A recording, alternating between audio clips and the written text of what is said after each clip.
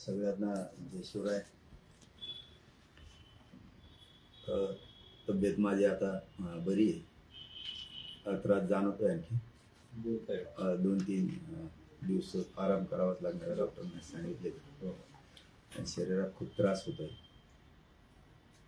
काल परवाच्याला नगर नारायणगडावरती उन्हात पाणी झाली, तिथं खूप फिरणं झालं 900 एकरमध्ये. त्यानंतर बीड जिल्ह्याचा दौरा, परभणीचा दौरा, हिंगोली आणि त्यानंतर जालना जिल्ह्याचा दौरा सलग झाला. मी खूपच अति शरीरात त्रास झाला. त्यामुळं काल दौरा सुरू होता. गेवराई तालुक्यातल्या बोरगाव इथं अचानक घाम यायला लागला. जसं अंग थरथर कापायला लागलं. काय व्हायला काहीच कळत नव्हतं. त्यामुळं मग कालचे दौरे रद्द करून संभाजीनगरला गॅलेक्सीमध्ये ॲडमिट झालो. आता तब्येत बरी आहे का, काळजी करायची गरज नाही, माझ्या बांधवांना सांगणं गरजेचं होतं ते सांगितलं. आणि आता 5व्या टप्प्यात सुद्धा निवडणूक, 5व्या टप्प्यातल्या निवडणुकीत आणि इथून पाठीमागे झालेल्या टप्प्यात आपण, मी किंवा माझ्या समाजानं कोणालाही पाठिंबा दिलेला नाही. महाविकास आघाडी असो किंवा महायुती असो किंवा पक्ष असो किंवा कोणी कुठले असू द्या, कुठले दुसरे घरातून वंचित असतील, सगळे कोणालाही आम्ही पाठिंबा दिलेला नाही. समाजाच्या खांद्यावर जबाबदारी. समाजानं ज्याला सहकार्य त्याला सहकार्य करावं, म्हणजे कोणालाच नाही. नाशिक जिल्ह्यात सुद्धा काही ठिकाणी असे पोस्ट फिरल्यात की मी पाठिंबा दिला. मी कोणालाच पाठिंबा दिलेला नाही किंवा माझ्या समाजानं पण नाही. समाजाला जे करायचं ते त्यांनी करावं.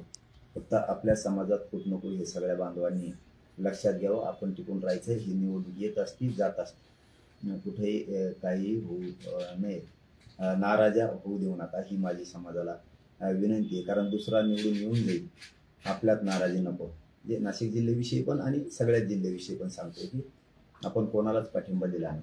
सगळे बांधव आपले. त्यामुळं मी या निवडणुकीतून बाहेर असल्यामुळं ना माझ्या समाजाने कोणाला दिला आहे ना मी कोणाला पाठिंबा दिलेला, कुठंच दिलेला नाही आहे, ती स्पष्टपणानं सांगतो.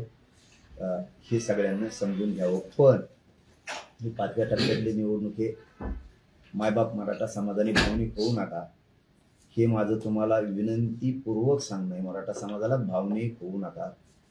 हे 4 दिवस येतील, चपला सगळ्यात पाय पडतील, पुन्हा विसरून जातील. त्यामुळं आपल्या लेकरांच्या बाजूने राहा. आपल्या लेकराच्या आरक्षणाची बाजू कोण बोलतंय? सगळ्या स्वरांची अंमलबजावणी मराठा आणि कुणबी एकच आहे, हा कायदा पारित करतोय. त्याच्यासाठी आपण सगळ्यांनी लक्ष देणं गरजेचं आहे. मग मुंबईपासून, पालघरपासून ठाण्यापर्यंत, तिथपासून तर धुळेपर्यंत, नाशिकपर्यंत सगळ्या 5व्या टप्प्यातले असणाऱ्या मराठा समाजात सांगतो, लेकरं डोळ्यासमोर ठेवा. आपल्या लेकराला शिक्षणात अडचण यायला लागली, नोकरीत अडचणीत यायला लागली, रोजगार मिळाला नाही, आपल्या लेकरांना नोकऱ्या मिळत नाहीयेत. 4 दिवस भावनिक होऊन कोणाच्याही मागं पडू नका.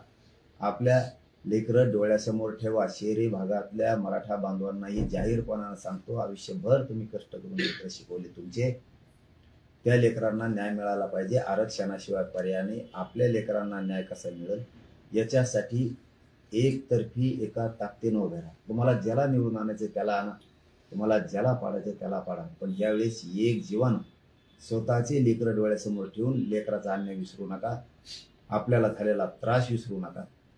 आणि ज्याला पाडायचंय त्याला पाडा, ज्याला निवडून आणायचं त्याला पाडा, पण इतकं ताकदीनं यावेळेस 5व्या टप्प्यातलेही सगळ्यांकडे बाकी लक्ष ठेवून ताकदीनं सगळ्यांना पाडा, ही माझी विनंती आहे. कारण लेकरं उघडे पडू देऊ नका.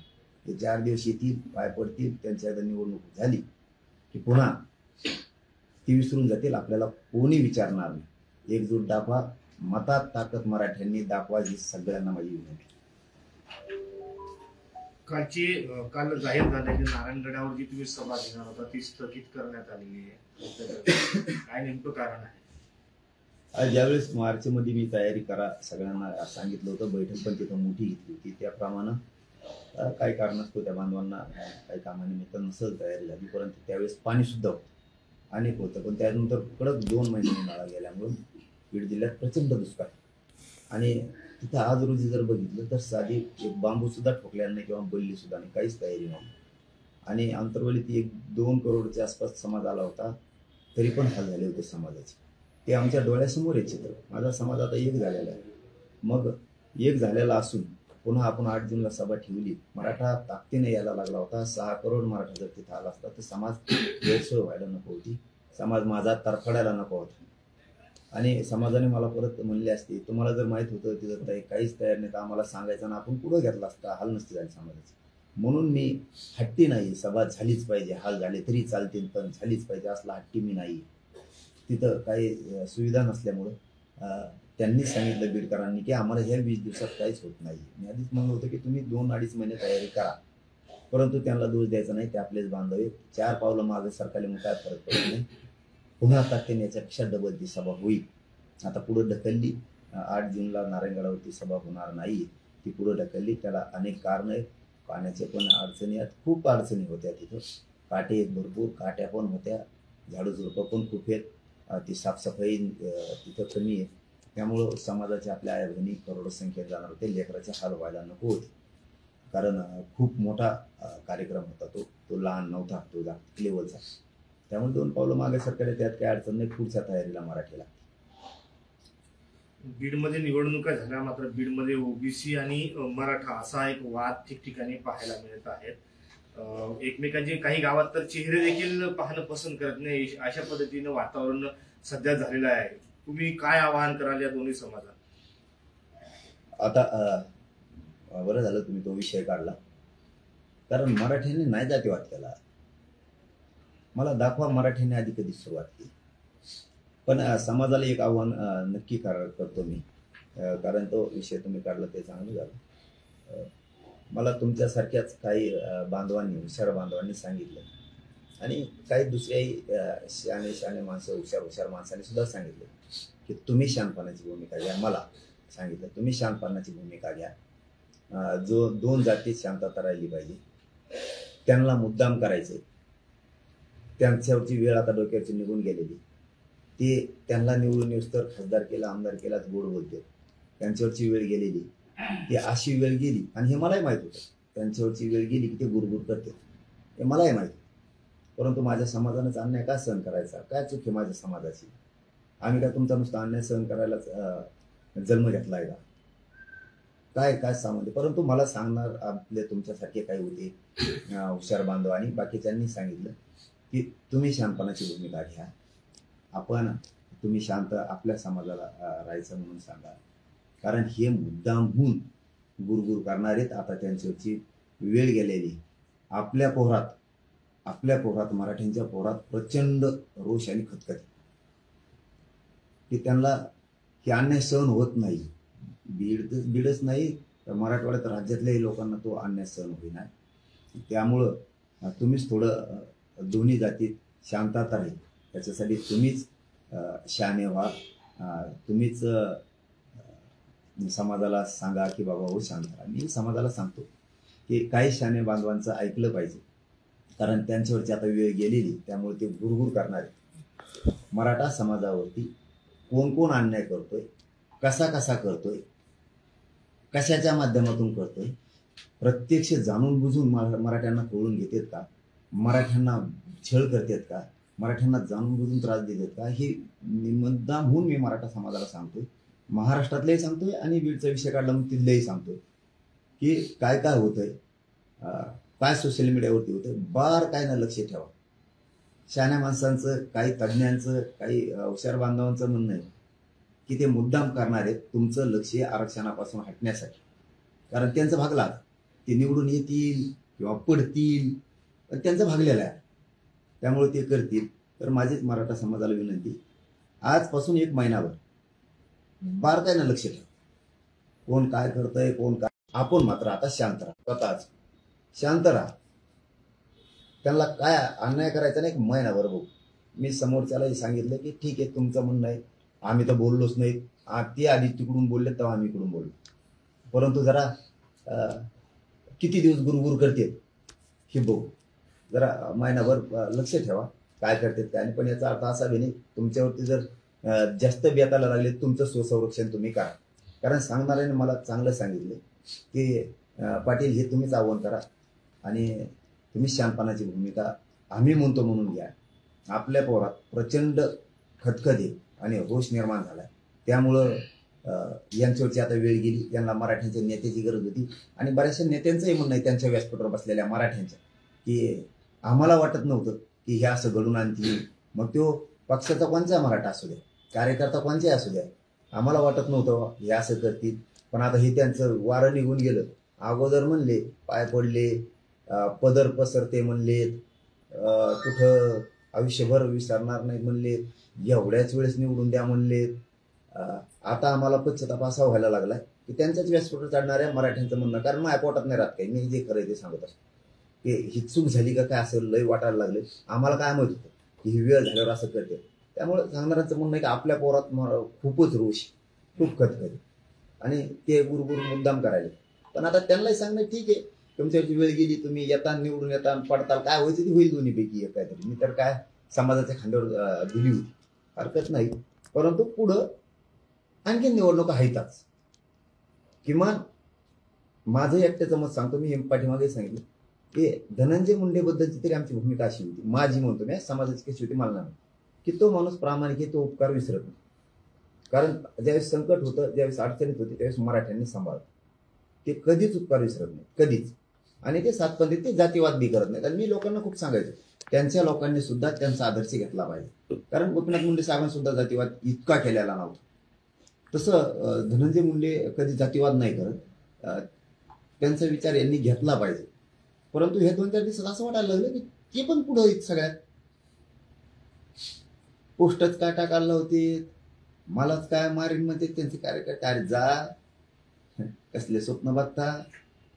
पण जाऊ द्या, ठीक आहे, मराठा समाजाला माझा वन मी बघतो, माझं मी बघतो, काय अडचण नाही. माझं संरक्षण करायला माझं 6 करोड मराठा खंबीर, ते जाऊ दे, ते होत राहील. परंतु समाजाला सांगतो की शहाण्या माणसांचं काहीचं म्हणणं आहे, तज्ज्ञांचं म्हणणं आहे, खूप हुशार लोकांचं म्हणणं आहे, जातीय शांतता राहावी, त्यांना ठेवायची नाही. जातीय शांतता तुम्हीच आव्हान करा. कारण आपल्या पोरात सुद्धा प्रचंड खतखत, प्रचंड रोष, काय काय करतात, कसं कसं केलं. जर अन्यायच व्हायला लागला तर स्वसंरक्षण करा. मी शांत बसा म्हणलो म्हणून तुमचाही काही घातपात होऊ नये. स्वसंरक्षण करा, सावध राहा, पण सगळ्यांनी शांत. बघू 1 महिन्याच्या नंतर किती चुका करतायत, मग नंतर बघू. पाटील, तुमचे काही जुने फोटो उपोषणाच्या वेळेला भेट देण्यासाठी नेते येत होते, मात्र ते फोटो आता निवडणुकांमध्ये पोस्टर म्हणून किंवा सोशल मीडियाची पोस्ट म्हणून वापर करतायत. म्हणजे त्यांना असं म्हणायचं की मला पाटलांचा आशीर्वाद आहे आणि मी निवडणूक लढतोय, असं 2 जणांनी केलंय. नावाने सांगता येणार, मात्र ही अशी परिस्थिती उद्भवतीये, तुमच्या नावाचा, तुमच्या ब्रँडचा फायदा घेतला जातो, असं वाटतंय का? होणार आहोत, ते बी खरं आहे की मी बघतोय ते इकडे येते फोटो कडे. मला काय माहित असतं राव, मी आपलं माझी काय चूक आहे, पाठवून हात फिरवणं, काय समाजाचं काम करतोय म्हणलं, ते माझ्या डोक्याला वेगळाच खुराक झालाय. बरं, मराठा समाजाने समजून घेणं गरजेचं आहे. मी गोरगरीब मराठ्यांची लढाई करतो. कशाला गोरगरिबाचा भाव वाटोळ करता तुमच्या स्वार्थासाठी, तुम्हाला निवडून येण्यासाठी कशाला करता? समाज आरक्षण मागतोय, त्या बाजूला कशाला उगाच तुमच्या 1 दिवसाच्या स्वार्थासाठी एवढ्या मोठ्या जातीचं वाटोळ करता? तुम्हाला आनंद नाही का रे? आपली जात लय दिवसांनी एक आली, लय शतकानंतर आपल्या जातीला आरक्षण मिळालं, लय शतकानंतर मराठ्यांचं मतात सुद्धा रूपांतर झाले एकीचं, किंवा आनंद नाही का रे? कोणतरी एकासाठी एवढं तर पडताय, थांबा ना जरा, एवढी काय गडबड आहे, थांबा ना थोडं, पुढं लढू ना. पुढं लोकसभेत आपला विषय आरक्षणाचा, लोकसभेत नाहीच, राज्यात आहे. नाशिकला पण ती एक घटना झाली, बाकीकडचं मला माहित नाही, पण ते क्लिअर करतो. अशा दिशाभूल करणाऱ्या लोकांना पुढच्या वेळेस ते लगेच सांगतो ना. गायकर साहेब पण माझ्याकडे आले होते, फक्त उभा राहिलो म्हणले. मी प्रामाणिकपणा सांगणार आहे, आणि ते मी तरी मी देऊ शकत नाही. मग गायकर साहेब असतील किंवा बनकर साहेब असतील, खूप गरजेचं. आपला समाज खूप एकत्र लय दिवसाचा आलाय. समाजाच्या खांद्यावरची जबाबदारी, माझा पाठिंबा कोणालाच नाही, कोणालाच, आणि माझ्या समाजाचा पण नाही. हा, तुम्ही समाजाच्या खांद्यावर जबाबदारी, तुम्ही समाजाला बोला समाजाच्या खांद्यावरती, पण उगाच विनाकारण खोटे मेसेज टाकून किंवा काय करून का संपवता एका माणसासाठी आपल्या जातीला? खोटा पाठिंबा किंवा खोटं फोटो घेऊन मिळवा, कमून खोटं करून आपली जातीकडे बघा, माझ्याकडे बी बघू नका. माझ्या फोटोत काय नाही, मी कधी येऊ नये किंवा मी काय कोणी हे नाही, माझ्या फोटोसाठी नाही म्हणत मी, पण आपल्या एवढं मोठं जात डोळ्यासमोर ठेवा. काही दिवसांनी जात एकत्र राहिली, जात डोळ्यासमोर ठेवा आपली. कशाला लॉस करता जाती कोणतरी एक दिन निवडून येईल, नाही तर पडत. आपला समाज ठरवेल, आणि समाजालाच माझी विनंती, हे करणारे महाराष्ट्रभरात हे करतील, पण सामान्य गोरगरीब करोडो मराठ्यांना माझं आव्हान आहे, 5व्या टप्प्यातले निवडणूक करताना डोळ्यासमोर लेकरं ठेवा. त्यांना रोजगार नाही, त्यांना नोकरी नाही, त्यांना आरक्षण नाही, त्यांना शिक्षण नाही. त्यांच्यात काय हाल चालले. मुंबईसारख्या सिटीत, पुण्यासारख्या सिटीत लेकर नोकरी करतात आपले लोक, छोट्या छोट्या नोकऱ्या, लेकरं शिकवतात नोकऱ्या लागावं म्हणून. त्यांचे हाल अपेष्टा कायम राहणार. डोळ्यासमोर हे ठेवा की आपल्या लेकरांना आरक्षण मिळालं पाहिजे, आपल्या लेकरांना रोजगार मिळाला पाहिजे, आपले लेकरं मोठे झाले पाहिजे. मी आरक्षणासाठी तुमच्या लेकरांसाठी लढतोय. समाजानं हे विसरू नका. आपलं आंदोलन विसरू नका, आपल्यावर झालेला छळ विसरू नका, आपल्यावर झालेला अन्याय विसरू नका. एक गठ्ठा सगळं एका ताकदीनं चाला. ज्याला पाडायचं त्याला एक निर्णयाने पाडा. इतकं पाडा पण इकडं कशी फजिती झाली 4 टप्प्यात, तशी 5व्या टप्प्यात सुद्धा झाली पाहिजे. एक वटा. कोणचा नेता कुणी म्हणून तुमचा आहे, कुणी म्हणून ह्यो तुमचा आहे, कुणी म्हणून तो पाहुणा आहे, ती म्हणून मावशीच पोरग आहे, ते आत्याचं पोरग आहे. इथं नातेवात्याचा काही संबंध नाही. इथं करोडो मराठ्यांचा लेकराचा विषय. त्यामुळं सगळ्यांनी आपल्या बाजूनं कोण उभा राहील.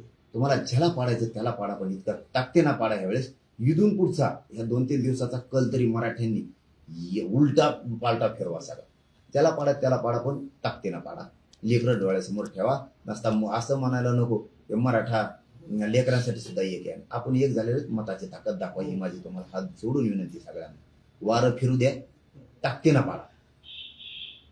पाटील, तुमचं उपोषण जेव्हापासून सुरू झालं त्यानंतर राजकारणामध्ये वेगळीच दिशा पाहायला मिळाली. आता निवडणुका आल्या, तुम्हाला वाटतं काही फरक पडलाय? पाडा किंवा मागे किंवा एक माणसाला कानात सांगितलं एक आण, मी याच्यात नाहीच. पण एक मात्र खरंय, माझ्या गोरगरीब करोडो मराठ्यांचा डर नव्हता, तो डर तयार झाला. म्हणून 5व्या टप्प्यातल्या या मराठ्यांना सांगतो, तुमचा कधी गेलं होतं तरी नाही आले. आता व्यासपीठावर भाषण संपलं की व्यासपीठावर मीडियाच्या बांधवाला टाईम. माझ्यासारखंच मी जसं व्यासपीठावर कुठं तुम्हाला रस्त्यावर वेळ मिळतो तिथं वेळ देतो. कारण मी जाणतो तुम्हाला, तुम्ही गरीब आहेत, मी गरीब आहे. गरीबाची गरीबीला जाणे, त्यांना सत्ता हस्तगत करूच तर गरीबाची गरज होती मोदी साहेबाला. आता सत्ता मिळाली, गरीबाला गिनीतली. आता ही सत्य परिस्थिती. महाराष्ट्रात इतकं मोदी साहेब कधीच राहिले नाही, कधीच. इथंच येत आता 7-8 गोधड्या आणले, इथंच पडत आहे. सकाळी उठलं सुरू जातात. हे रिअल. आम्ही काय भाजपच्या विरोधात नव्हतो, मोदी साहेबाच्या विरोधात नव्हतं. आमच्यावर अन्याय तेवढा झाला भाजपच्या काही स्थानिक नेत्यांमुळे. आणि त्यांना असं वाटायला लागले 5 टप्प्यात निवडणूकच फक्त मराठ्यांची एकीमुळे. नसतात 88 उमेदवार आहेत तिथं एका टप्प्यात, आणि आपले तर 5 टप्प्यात. म्हणजे मोदी साहेबांना तिथं बसून ठेवायचं त्यांना. मग कशाला मराठीवर जातीवाद केला?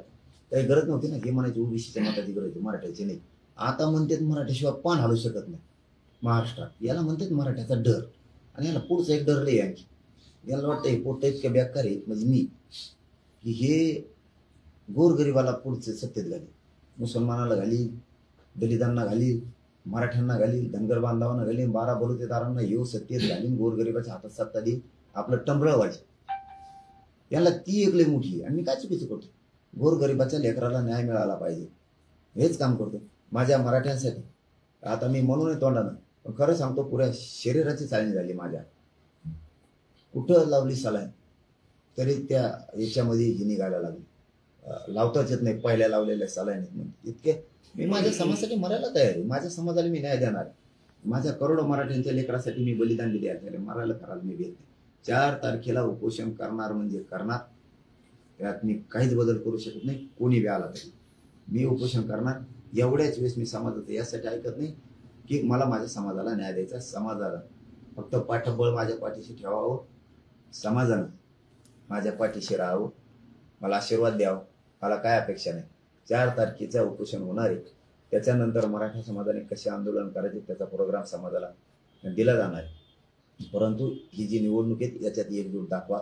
मतात सुद्धा एकजूट दाखवा. ज्याला पाडायचं त्याला पाडा, ज्याला निवडून आणायचं त्याला आणा, पण एकजूट मात्र याच्यात दाखवा. स्वरूप कसं असणार आहे? गेले अनेक उपोषण तुम्ही टप्प्यांमध्ये केलं होतं. हा उपोषण देखील तशाच पद्धतीच्या तशाच स्वरूपाचं राहणार आहे त्या टप्प्याटप्प्यातला? आम्ही आणखीन प्रोग्राम टाकला नाही, परंतु माझं आमरण उपोषण फायनल. टप्पे कसे करायचे, आंदोलनाचे काय करायचे हे पुढच्या ह्याच्यात आम्ही करणार आहे. मात्र प्रोग्राम आणखीन ठरलेला. मोबाईलच्या याच्यातला एक विषय सांगायचा राहिला की पहिल्यांदा महाराष्ट्रात इतक्या सभा झाल्या आणि इतके नेते एकत्र आले. ही मराठ्यांची एकजुटीची भीती, आता मताची सुद्धा भीती. कोण पडेल कोण निवडून याच्याशी आम्हाला देणं घ्या.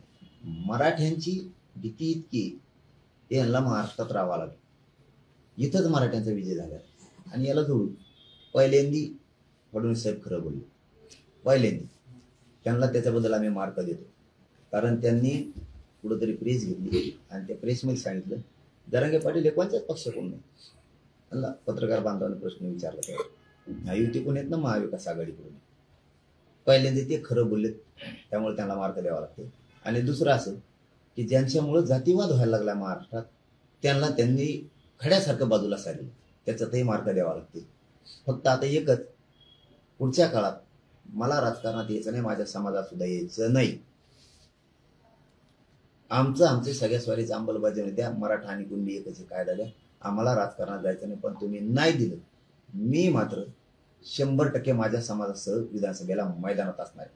आणि मग ज्यांनी आता आमच्या हातापाया पडून पदर पसरून उपयोग घेतला मताचा मराठ्यांचे शेकडो नेते व्यासपीठावर बसवले, स्वतःचं साधून घेतलं आणि आता साधल्यावर गुरगुर सुरू केली. त्यांना सुद्धा पुढे विधानसभेला त्याला उभा राहायचंय. मग त्यांनाही त्या टायमाला कळत मराठ्यांची ताकद काय. कारण त्यावेळेस मी ओपन नावानं बोलणार. ह्यावेळेस तरी म्हणत होतो पाडा समाजाच्या खांद्यावर जबाबदारी.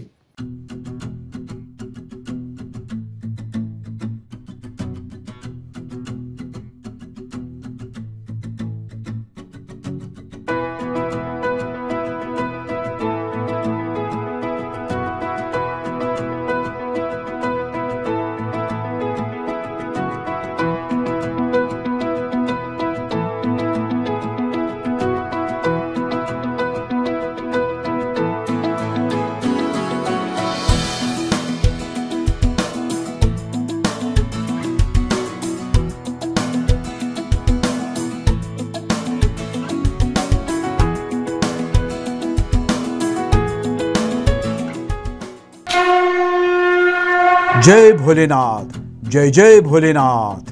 गुरुकृपा ट्रॅव्हल्सची सुनियोजित टूर. उत्तराखंड चारधाम दर्शन यात्रा. पुणे ते दिल्ली, दिल्ली ते चारधाम आणि दिल्ली ते पुणे. प्रवास भाडे प्रत्येकी फक्त 38,500 रुपये. कपलसाठी स्वतंत्र रूम हवी असल्यास प्रत्येकी 45,000 रुपये. पहिला ग्रुप 10 मे 2024, दुसरा ग्रुप 24 मे 2024 आणि तिसरा ग्रुप दिनांक 6 जून 2024. 15,000 ॲडव्हान्स भरून आजच आपलं सीट बुक करा. अधिक माहितीसाठी संपर्क साधा. गुरुकृपा ट्रॅव्हल्स, गजानन महाराज खेडेकर, 9422025024, 99237-16262, 94235-25427 आणि शुभम गजानन खेडेकर 899662004. त्वरा करा, आजच आपलं सीट बुक करा. जय भोलेनाथ, जय जय Bholenath. Come on guys, hurry up. यार सुन ना, एक ब्रेक ले लेते हैं. Guys, I'm telling you, तुम लोगों को सही से ट्रैकिंग नहीं आता. But that's okay, you can learn. रोज का ढक्कन देना. तो ये रेड वाला है, सही वाला देना. अबे ढक्कन, पहले तो सही पानी पीना.